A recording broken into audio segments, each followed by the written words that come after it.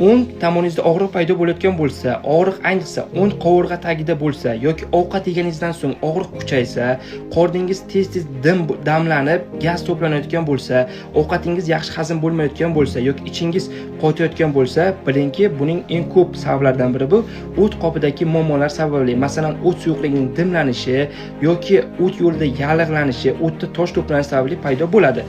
Buni qanday davolaymiz? Bu uchun biz aptekadan Ursasan yoki Ursafalak 250 mg ligidan olamiz. Uxlashdan oldin bir dona kapsula ichib yotamiz. Kurs 1 oy bo'ladi. Bu o'tni suyuqlaydi, dimlanishni yo'qotadi, yallig'lanishni kamaytiradi. Endi o't chiqishini kuchaytirish va jigarni himoya qilishimiz kerak bo'ladi. Bu uchun biz aptekadan Xafitol olamiz. 2 ta tabletka kuniga 3 martadan kurs 21 kun bo'ladi. Agar kurs paytida o'ng tomoningizda og'riq kuchayayotgan bo'lsa, unda Luispatalin olamiz. 135 mg bitta tabletkadan kuniga 2 marta ichamiz. Bu o't qopidagi spazmni ochadi va og'riqni yo'qotadi. Lekin qarang, agar o't qopingizda tosh paydo bo'lgan bo'lsa, o't qopingizda tosh bo'lsa, men bergan maslahatlarni va dorilarni olib ichmaganingiz ma'qulroq. Chunki bu toshlar o't yo'liga tiqilib qolib, o'tni yorilib ketishiga sabab bo'lishi mumkin.